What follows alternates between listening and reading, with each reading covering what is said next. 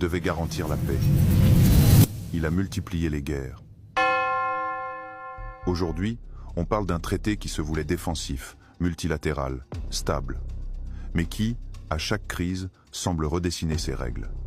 Bienvenue dans le club le plus armé de la planète, l'OTAN.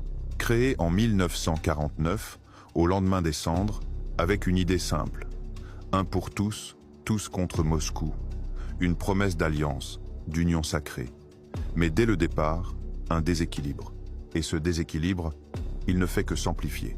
Les États-Unis paient, décident, commandent. L'Europe suit, souvent, où elle fait semblant. Et pendant ce temps, Washington pilote, comme dans un cockpit verrouillé, sans GPS partagé. L'OTAN, c'est ce genre de mariage où l'un des époux a 800 bases militaires et l'autre des doutes. Mais sur le papier, tout est clair.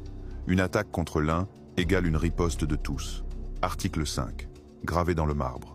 Mais le marbre, ça se fissure, non? Sauf qu'en pratique, c'est plus flou qu'un sommet sans traduction simultanée. Prenons l'Afghanistan. 2001. L'article 5 est invoqué, pour la première fois, et l'OTAN s'engage. 20 ans de présence. Des milliards engloutis. Un retrait précipité. Une défaite maquillée en repli stratégique. Et les autres? La Libye, le Kosovo, l'Irak. Même quand l'OTAN n'est pas officiellement là, ses membres le sont. Elle est là quand même, camouflée sous le vernis des alliances. Et toujours derrière le même drapeau invisible, les intérêts de Washington.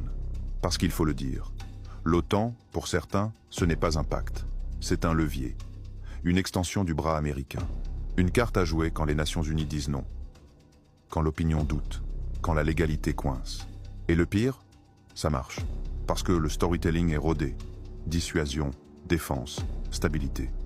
On parle d'un pacte militaire, mais c'est aussi une machine à invisibiliser la décision. Alors, est-ce que garantir la sécurité de l'Est, c'est sécuriser ou provoquer? Est-ce que protéger ses alliés, c'est renforcer la paix? Ou redessiner les lignes de front? Et si le plus grand pouvoir de l'OTAN, c'était d'entretenir une peur utile? Moi, je t'ai pas expliqué une alliance. Je t'ai raconté une dépendance habillée en armure.